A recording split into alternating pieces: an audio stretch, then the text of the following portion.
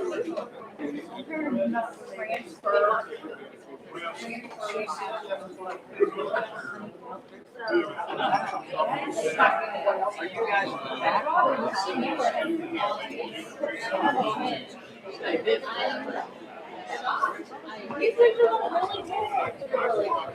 think you're really good.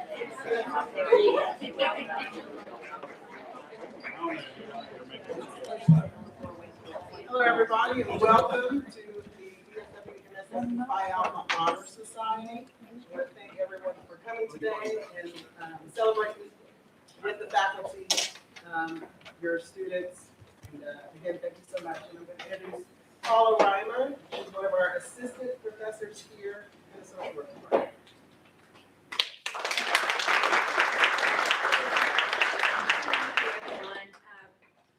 Tonight you're going to witness what we're calling a transfer of power here. We don't know what else to call it.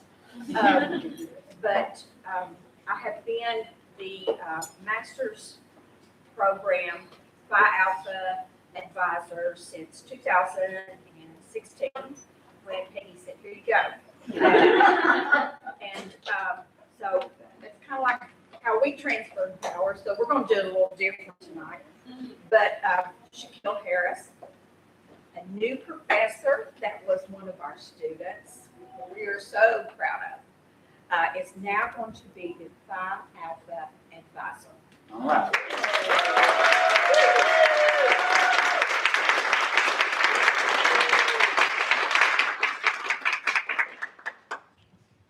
Thanks again, Paula. So next, we're going to have our keynote speaker, Ms. Deidre. Deidre and I go way back, but recently I worked with Deidre at ProAct. She is currently a substance abuse therapist, and she just earned her LICSW.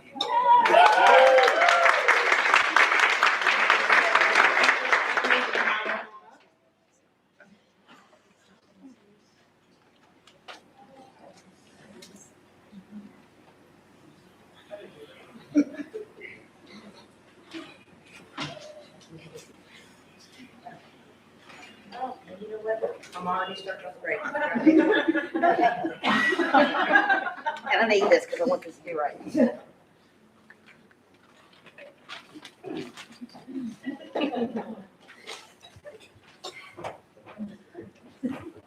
Thank you, everyone. Good evening, brothers and sisters of Marshall, and congratulations to those of you who are becoming a member of Phi Alpha Sigma Unity Honor Society, and for allowing me to be your keynote speaker this evening. It's a great honor to be able to continue to be an active alumni and active member of Phi Alpha Honor Society, and it warms my heart and brings me hope to see the future of the social work department and the social work field before me. I trust that each one of you will go on to build, sustain, and honor the social work profession, ultimately making a difference.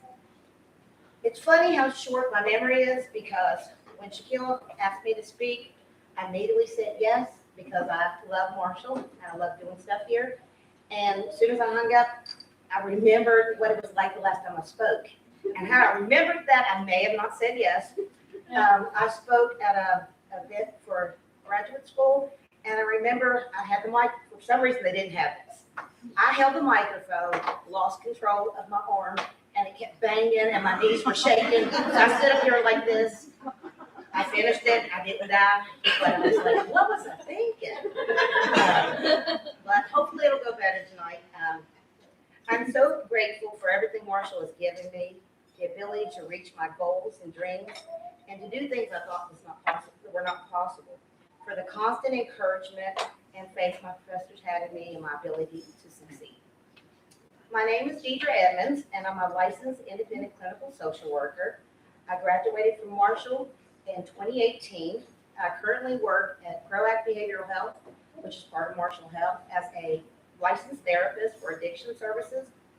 And I also teach at Marshall. I've taught here for 4 years as an adjunct professor teaching substance use and social work. I see a few of my students here, which is super awesome just to have students, because as you will hear, this journey for me has been quite difficult and had so many challenges, but It's interesting how my secondary education began. I received a scholarship when I graduated from high school in 1988, and it was an outstanding Black student scholarship to come to Marshall. I was super excited, and growing up, I was raised by my great-grandparents. My grandmother was 70, and my grandfather was 72, and he passed away when I was 7. So my childhood was extremely different. Education was not extremely important. It was learn how to cook, clean, and be a wife, because that's the way, people were raised, back then. But I loved school. And so I remember that when my grandfather passed away, we had to access tons of services. Where the DHR would do food stamps and Medicaid, because she had a fixed income, and so we didn't have everything. Luckily, I had some aunts that were always there to support us. Upon entering college, the first time I was away from home, I didn't say that I was very compulsive, irresponsible. I grew up in a very strict home, and so when I came to Marshall, I didn't have anyone to tell me what to do, which is not the best thing for me. I graduated from high school with a 3.3. I graduated from Delaware High School. And when I came to Marshall, my first semester, I had a 0.0, I might have had a 2 or 0.14. I didn't realize that I was supposed to actually go to class. I don't remember. I'd go take a test and fail because I thought I was that smart. I remember the only class that I think I might have passed was Ladies Night 101. I found mine 7 days a week. And so I went home very quickly. My family told me I needed to come back home because my grandmother had to pay and my family gathered together, because when you get a scholarship, it pays for books and tuition, but not for dorm, which had to stay on campus. So I went back home, and at that time I lived in Institute, if anyone's familiar with Institute, the Delaware area, and I enrolled in West Virginia State University. I did really well, became a cheerleader, and I went to school with a lot of people that I grew up with. It's not a party place, so I kind of calmed down.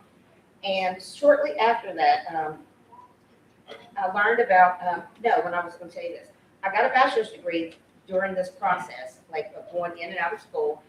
And when I went back home at that period, I was introduced to drugs. And my life completely changed. And it happened like very, very quickly. And it was probably, 1991. Engaged in substance use. I didn't want to get an education anymore.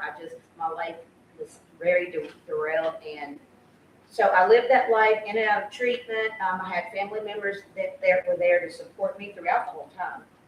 And I was able, like I said, let me get back to where I was at. Oh, in Institute. I've been in and out of active addiction for 30 years, okay? And I had periods of where I was able to attend college. And I've always been smart. I remember seeing someone here recently, and they said, we always knew you were smart, but you just made some dumb decisions. And really, that was a compliment, because he said that I was capable of doing things. I was able to get a bachelor's degree in psychology in 1996. I attended Marshall Graduate School, but I would get in recovery, I'd go back to school, I'd get in recovery, I'd go back to school. So, like I said, I got a bachelor's degree and worked in several social work fields, because this is really where I'm supposed to be, and I've tried to not be here as much as possible. And it sounds silly, but I remember when I was 18, I took an entrance test, and it gives you a bunch of questions that says what field you're suited for. And I think I was 18 when I took this, and it said you were suited to be a social worker. And I thought, I want to be rich, and I don't think that's the profession that's going to get me there. But it was funny because I remember thinking back, I wanted to be a singer, except for I couldn't sing. I wanted to be a model, but I was 5'2" and took horrible pictures. I was like, an actress. So these are all, famous, money-making fields, I suppose. An actress, but I couldn't act. And so I ended up going into more social work, because I kept ending up here no matter how much I thought I was going to do something else. And as I was talking about being in active addiction, I actually came to Huntington in 2012, and it was off of one of my sprees, you'd say. I always came here because there was something about Huntington that was safe. There's lots of services here. So I came to Huntington to enter recovery. And I remember being, after I finished recovery for my treatment center, I went to an event. I started working as a recovery coach. And I went to a fundraiser, and it was funny because I met this lady there. And she started talking to me about my education and my background and asking a whole lot of questions. And then she said, have you ever thought about going back to school? And I was like, no, that's not ever crossed my mind. And that night I went home and I thought, wonder why she said it. And for some reason I thought, if she asked me that, maybe she thought I could. And shortly after that, I enrolled in Marshall's social work program in graduate school. Thank you, Dr. Harman. She was the lady that asked all the questions and said that she made me think I can do something. So I came to Marshall. I made the honor roll, joined Phi Alpha. I remember being in class and professors asked me for their opinion, like, what do you think about this? And I'm like, I have an opinion? You know, I mean, my life did not look like that up until this point. They believed in me. I didn't feel ashamed of my past. I used to tell people, no, actually not used to. I tell a lot of my patients today that you can out-educate your past. And that's what I feel like you can do, because the more education, the farther away from who I used to be, I became. And I've always heard that in order for someone to overcome trauma, abuse, addiction, you always have to have that. There's usually one person in your life that believes in you, one person that, you know, cares about what you're doing. And a lot of people that have that one person, a lot of times that's us, that's social workers. That's the person that's providing services, that, you know, shows empathy and compassion. And me growing up, I had an aunt, but I always had people in social work services that would give me a toy, be nice to me, and just say, you're so smart. And things like that don't go away, okay? I've always believed that I could do more than sometimes I showed. But when I came here, it was just amazing. Like I said, I was complimented on, like, if I worked hard, because I worked really hard. I mean, I didn't miss class. I showed up. I did my assignments. I did the extra. If there was an event that needed to be put on, I would, you know, volunteer to get people in recovery to help.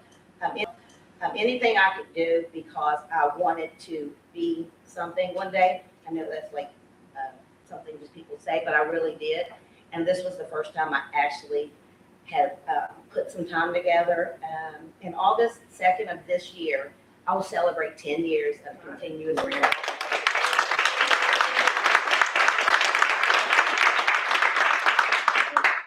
And it's been a journey. That's the longest time I've ever. Today, I actually am raising my 4-year-old grandson.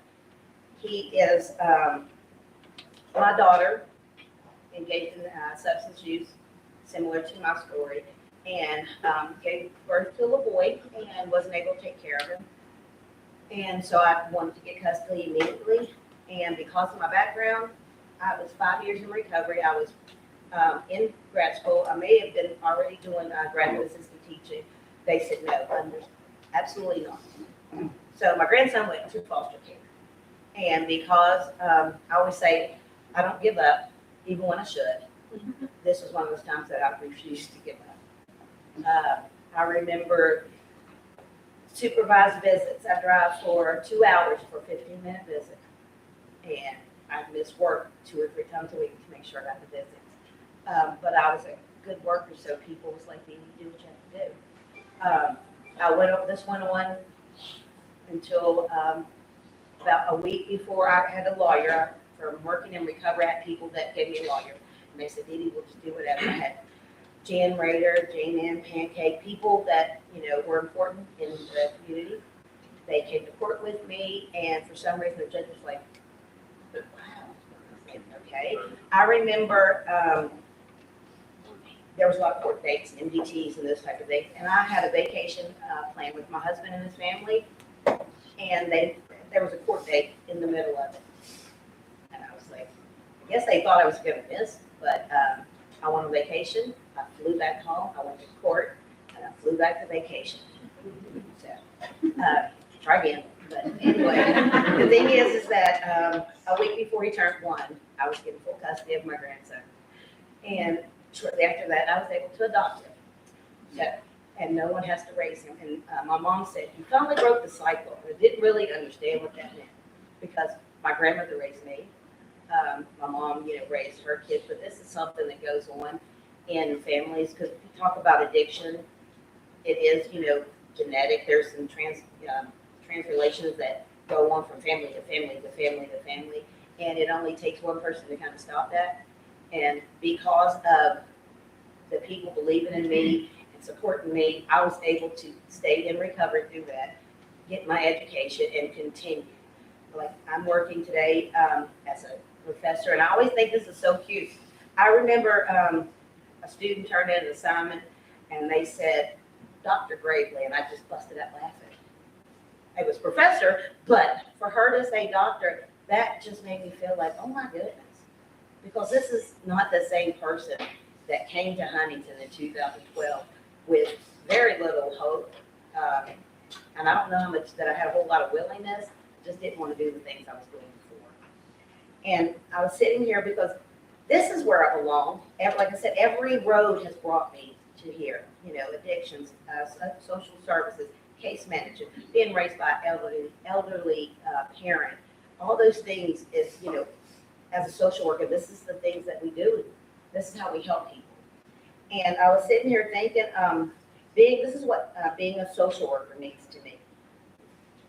It means being a voice to those that may be silenced or even afraid to speak, to advocate, guide, support individuals with empathy, compassion, and cultural sensitivity, to recognize and repair when systems are broken or no longer work for the good of those meant to be served.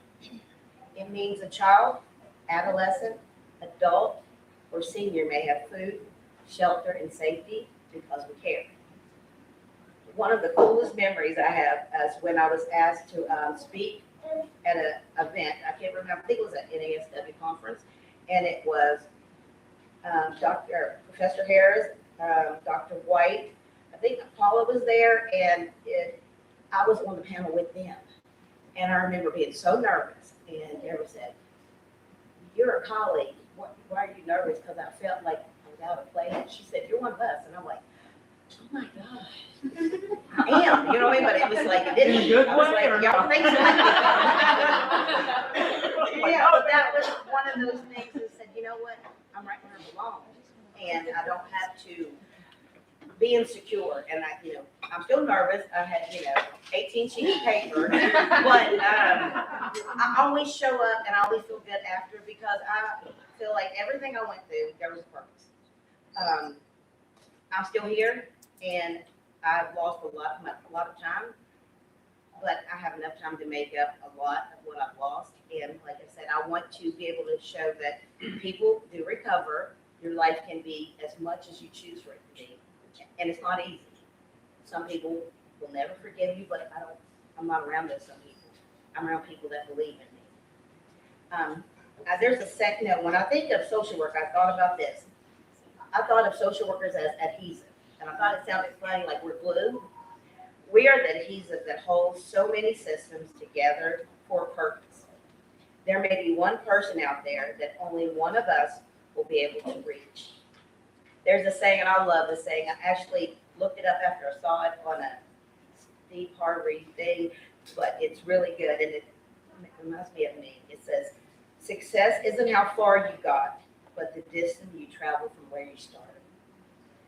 And Marshall has given me the very thing that I have sought for so long, wealth. Wealth of knowledge, self-love, education, and understanding.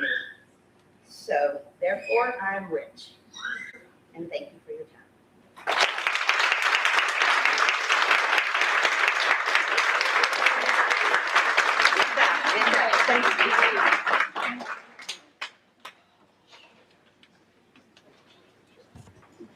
You made that seem really easy. not a speaker, but thank you again for coming and speaking for me and agreeing to do this. Again, welcome both old and new Phi Alpha members, social work faculty and staff, and all family members and friends. I'm proud to have each of you here to share a special day. We're here for the purpose of inducting new members into the Phi Alpha MU Honor Society. The purpose of Phi Alpha Honor Society is to provide a closer bond among students in social work and promote humanitarian goals and ideals. Phi Alpha fosters high standards of education for social workers, and it invites into membership those who have excellence in scholarship and achievement in social work. Phi Alpha's slogan that embraces their purpose is, through knowledge is the challenge to serve. I would like to introduce to you now JEHworld, who will share with you the history of Phi Alpha.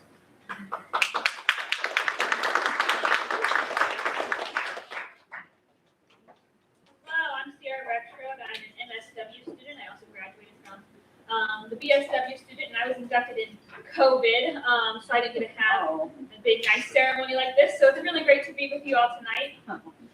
The concept of the National Social Work Honor Society came from a group of undergraduate social work students at Michigan State University in 1960. Investigation revealed that local chapters existed at 3 schools. Those 3 schools, along with a few other schools, formed the National Honor Society Committee in November of 1960. For more than a year, this committee worked on the Constitution and other administrative matters. The name Phi Alpha and the key were adopted from the local chapter which existed at Florida State University. The Constitution and formal organization were completed in 1962, and 6 chapters qualified to become charter chapters. They were Florida State, Michigan State University, Ohio Northern University, Central State College, University of Dayton, and the University of Tennessee. Over 400 chapters are now in existence, and the addition of new chapters is continuing. The Phi Alpha Sigma MU chapter was formed in 2017.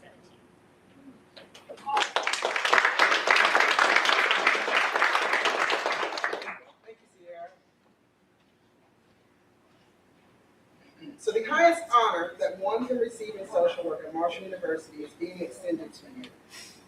Because you're a proven candidate for initiation and have met all the requirements of our organization.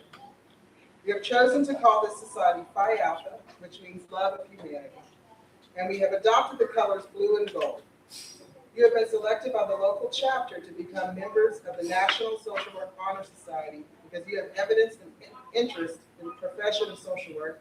You've attained academic excellence, not only in social work education, but also in all other academic areas. And we believe you are dedicated to the idea of service to humanity. You have also demonstrated a commitment to the standards, ethics, and goals of the social work profession. Now I'm going to introduce to you Celia Cottrell, who is going to read the World Flame.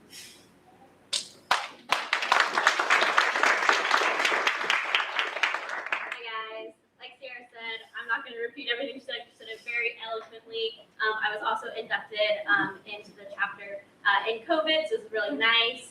Very different from the envelope that got delivered, kind of crumpled by the mail with our certificate. So we're just really excited to be here and supporting you. So I'm going to read kind of some information about the World Peace Flame.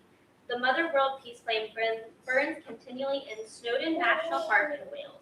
The World Peace Flame was born of 7 millennial flames of hope, which were lit by peacemakers and spiritual elders on 5 continents. These flames were flown to England by the military air forces to be united. Sponsored by the Life Force Foundation, the flame has been the source flame for more than 10 million World Peace Flames now burning around the world. The World Peace Flame has been burned in sacred ceremonies and parliament, on peace walks, in prayer groups, and at the bedside of the ill and dying, in homes and schools throughout the world. The candles you see lit in front of you were lit from the World Peace Flame candle, and which was lit from my candle from the original. You too are now a guardian of the flame and of peace. You, as members of the Phi Alpha Honor Society, represent the brightest and best in the field of social work, always using the intelligence and scholarship you hold as a way of honoring all life. When your candle is lit, please hold it in your heart and in your mind the attention of world peace. The act of lighting the candle brings peace to you and to the others just by your intention. Light the candle, take a deep breath, and imagine that you send peace throughout the world as you exhale.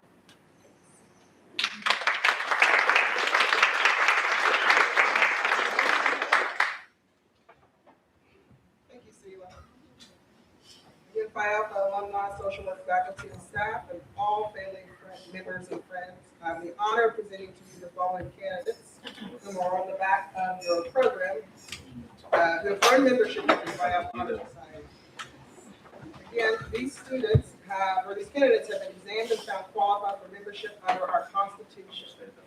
They have been elected by the Society on the basis of their scholarly achievement and have shown continued excellence, has upheld Phi Alpha's mission from their BSW. With Sela, again, Cottrell, and Sierra at Rex Road, stand up. I wanted to give a special thank you, like I said, because these two individuals, and we're missing one, Michelle Gates, continue their success academically. Like they said, they were inducted in the BSW program, and I even reached out not knowing that because they continue to sustain that grade point average and that dedication. So if you don't mind, please give them a congratulations.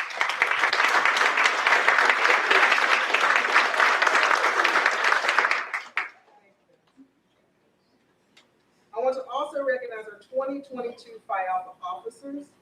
These individuals volunteered their time and are dedicated to helping this society grow and sustain itself.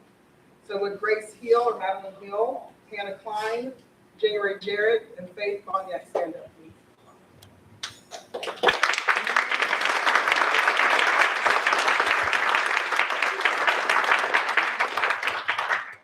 Thank you, guys. And so together we will be organizing our first official event or fundraisers for 2022 shortly after this ceremony. Phi Alpha inductees, you have chosen and are now about to be given the charge and purpose of Phi Alpha Honor Society. If you don't mind, all Phi Alpha inductees, please stand.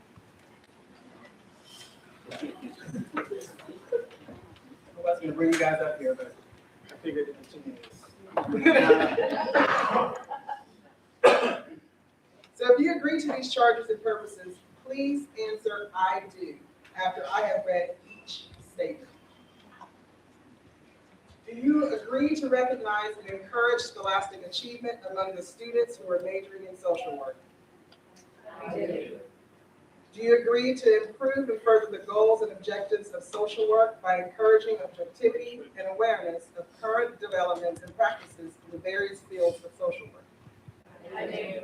And also further these goals by stimulating research and preparation for a career in social work? I do.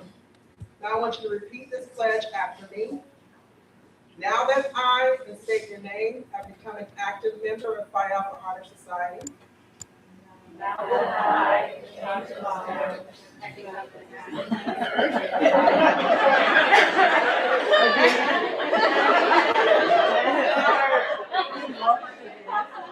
I was waiting on it.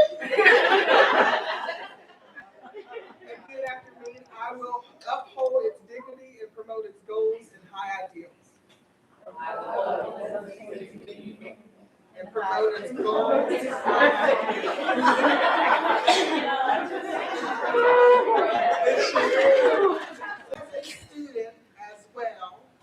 As a student as well as in my professional life. I will actively participate in meetings and chapter projects and maintain a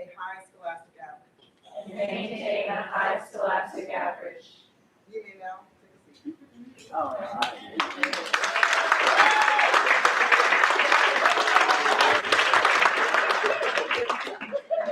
Thank you, guys. I always wait for that. I remember that whenever I was in that, we went through that same exact thing.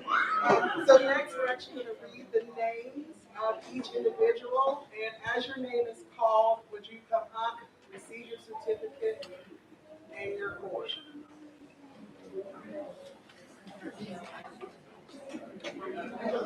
We're back.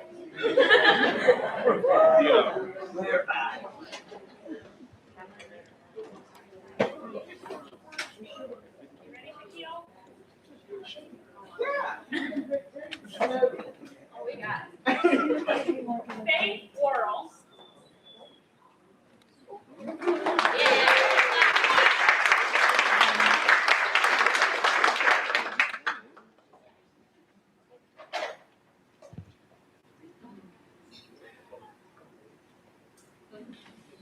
Hannah Dorsey.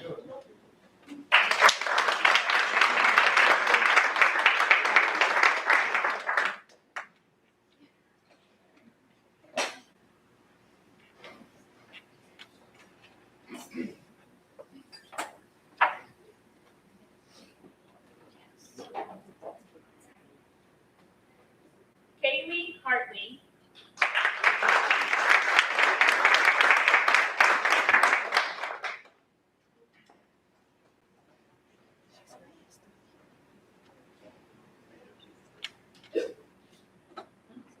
Jacob Schull.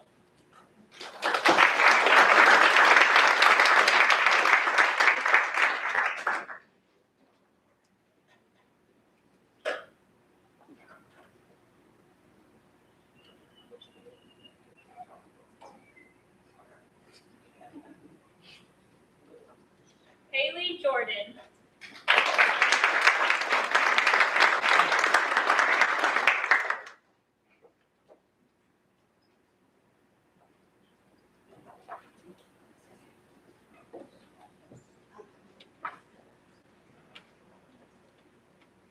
Lacey Mullins.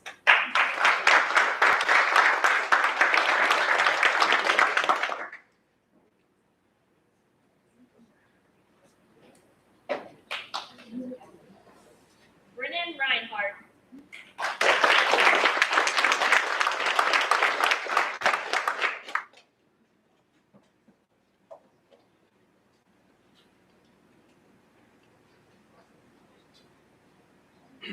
Carly Smith.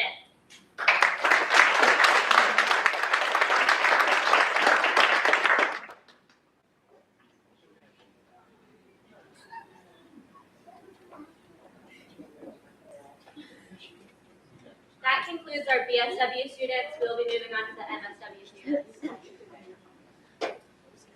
Jessica Beha.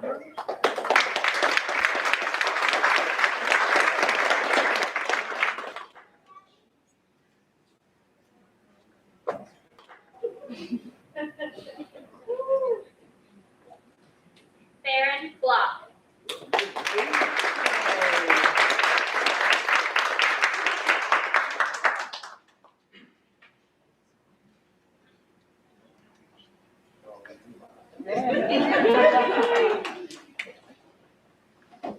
Faith Bonyak.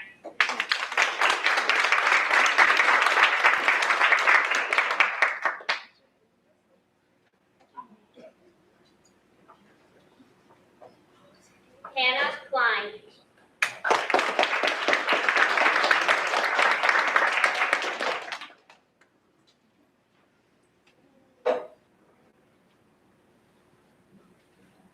Camille Collins.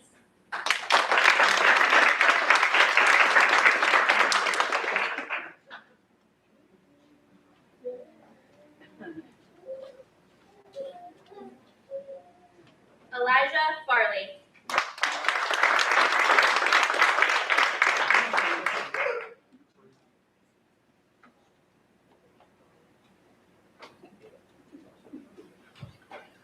Michelle Perugia.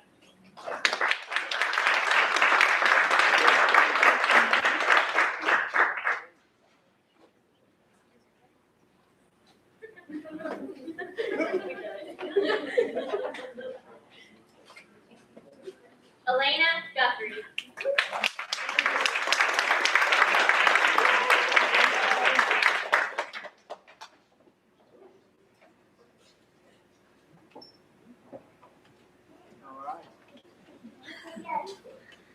January Jarrett.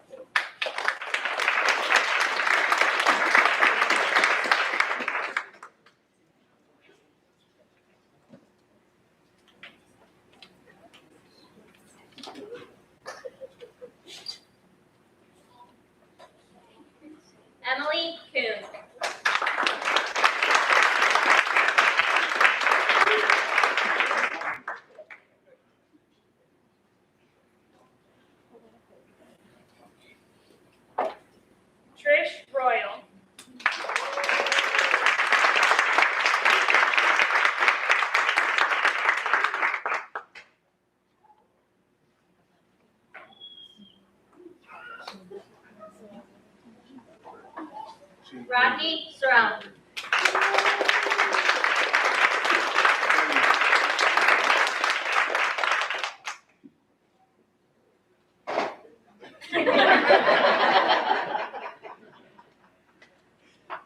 How you have to get hooded too. We get a stand Oh, we on get the a stand stage. on a bar. I'll deal for you. Okay. Natasha Stout.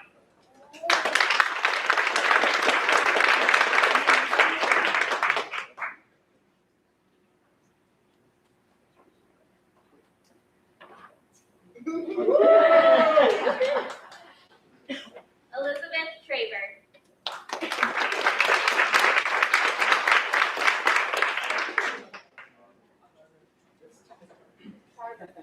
Elizabeth Tarver. Sorry.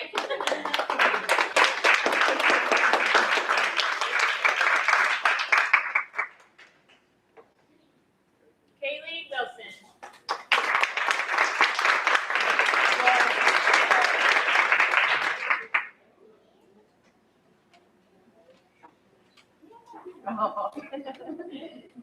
Heather Woodrum.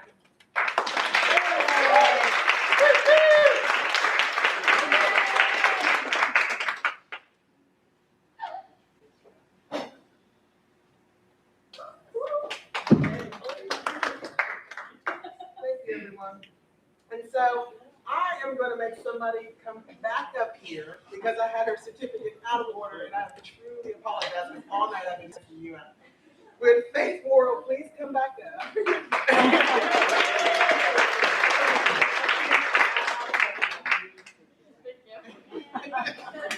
was our fault. We put you on. Thank you again. So I also want to take this time to recognize a few students who were not here today. Whitney Anderson, Robin Fraser, Jennifer Funk, William B.J. Hanley, Madeline Grace Hill, Minda Martin, Alyssa Settle, Heather Sprouse, and Michelle Yates. And again, they couldn't make it tonight, but I wanted to make sure that we honored them in their success.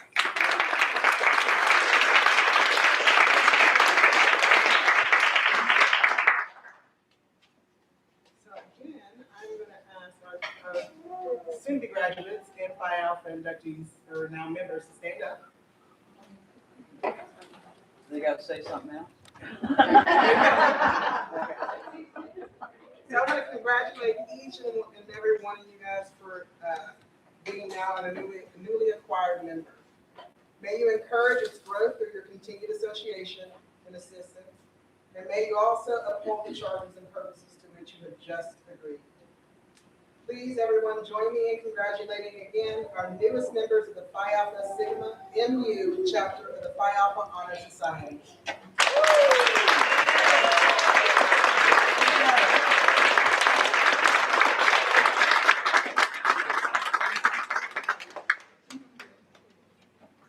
Thank you, everyone. You may be seated.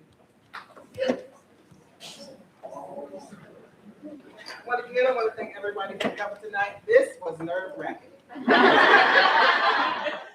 am not a public speaker by any means, but I always say practice makes perfect. And so I'm up here making mistakes and learning from them. And I'm super excited to begin working with every single one of you guys, from your BSW moving up to your MSW. And again, as you graduate, please stay in contact with our Alumni Association and continue to be involved. Again, thank you, and everybody have a good night. Thank you.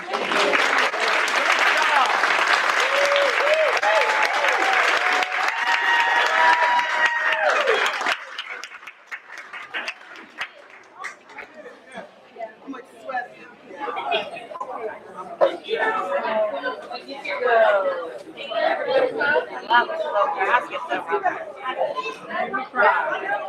Hey, Phi Alpha members, if you don't mind, I would love to have a group picture. So if we can all come up to the front. Here you are. It's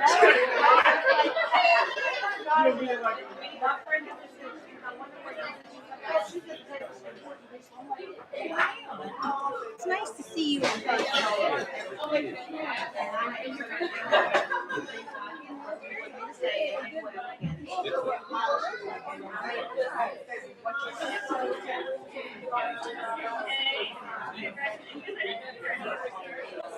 Well,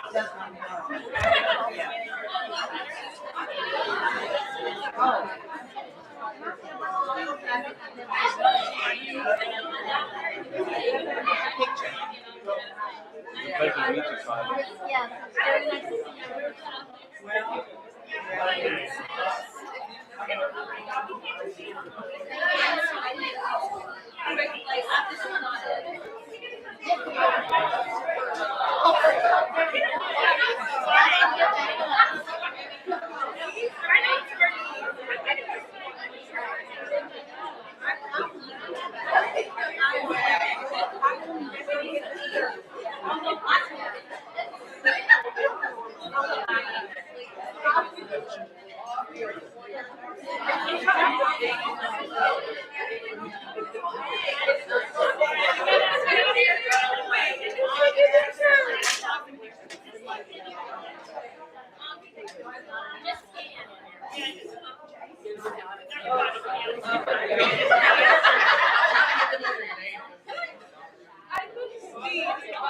Lay down.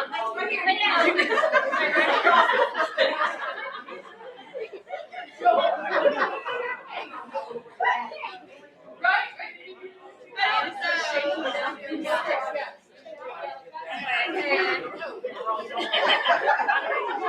you're fine.